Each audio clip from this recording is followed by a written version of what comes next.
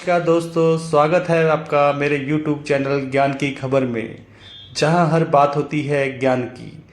आज मैं आप सबको NPS यानी कि नेशनल पेंशन सिस्टम राष्ट्रीय पेंशन योजना के बारे में बताना चाहता हूं। योजना के बारे में बताने से पहले अगर आप मेरे चैनल पर नए जुड़े हैं तो चैनल को लाइक और सब्सक्राइब करना ना भूलें, क्योंकि हम आपको इस चैनल के माध्यम से सरकार की ऐसी अनेकों योजनाओं के बारे में बताते हैं जो आपके लिए और आपके रिश्तेदारों के काम आ सकती है। तो चैनल को सब्सक्राइब करना ना भूलिए और देखते रहे ज्ञान की खबर व्लॉग में। आइए हम NPS को डिटेल से समझते हैं। दोस्तों, NPS एक ऐसी योजना है जिसमें सरकार हमारे भविष्य को सुरक्षित करने के लिए शुरू की थी। इसका मकसद हम सब लोग अपने बुढ़ापे की उम्र में आर्थिक रूप से मजबूत रहें, इसलिए सरकार ने ये योजना शुरू की थी। और किस किस के लिए योजना है? इस योजना में सरकारी कर्मचारी यानी कि सेंट्रल गवर्नमेंट या स्टेट गवर्नमेंट के कोई भी कर्मचारी इस योजना में भाग ले सकते हैं। प्राइवेट सेक्टर में अगर आप काम कर रहे हैं तो भी आप इस योजना का हिस्सा बन सकते हैं, और अगर आप सेल्फ एम्प्लॉयड हैं तो भी इस योजना से जुड़ सकते हैं। अब हम बात करेंगे योजना काम कैसे करती है।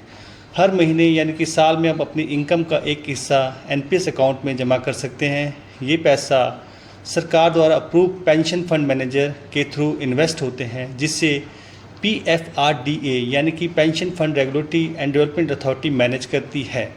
इस फंड में 10 फंड मैनेजर होते हैं, जिसमें 3 सरकारी और 7 प्राइवेट सेक्टर के फंड मैनेजर होते हैं। और ये पैसा मिनिमम 500 रुपये से भी शुरू किया जा सकता है। और इस योजना में जुड़ने की मिनिमम एज जो है वो 18 ईयर्स होती है। और नेशनल पेंशन अकाउंट में आप किसी भी नज़दीकी अपने पोस्ट ऑफिस में भी इसे खुलवा सकते हैं। रिटायरमेंट के बाद आपको ये हिस्सा 60% यानी कि लम सम मिलता है। बाकी का 40% जो है वो आपको रेगुलर पेंशन स्कीम यानी कि मंथली रूप में आपको मिलने लगता है। इस योजना के फ़ायदे क्या क्या हैं, इसके बारे में बात करते हैं। इस योजना में आप टैक्स बेनिफिट यानी कि अंडर सेक्शन 80C और 80CCD के तहत फ़ायदा ले सकते हैं। और ये सेफ़ और गवर्नमेंट रेगुलेटरी स्कीम है। और लॉन्ग टर्म अगर आप रिटायरमेंट प्लानिंग कर रहे हैं तो इस योजना में से भी आप फ़ायदा उठा सकते हैं। NPS में सबसे ज़्यादा जो बेनिफिट है वो ये है कि अगर इसमें सब्सक्राइबर की डेथ हो जाती है तो ये नॉमिनी को ये सारा पैसा पेंशन के रूप में मिलने लगता है। और NPS जो अकाउंट है आप किसी भी नज़दीकी पोस्ट ऑफिस या किसी भी नज़दीकी बैंक की शाखा में भी खुलवा सकते हैं।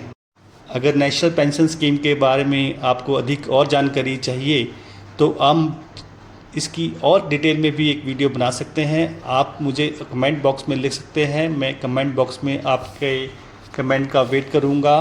और आशा करता हूं कि मेरी आज की दी हुई जानकारी से आप संतुष्ट होंगे और कमेंट में अपना जो भी आपका प्रश्न है या कोई भी आपका डाउट है वो लिखेंगे। धन्यवाद।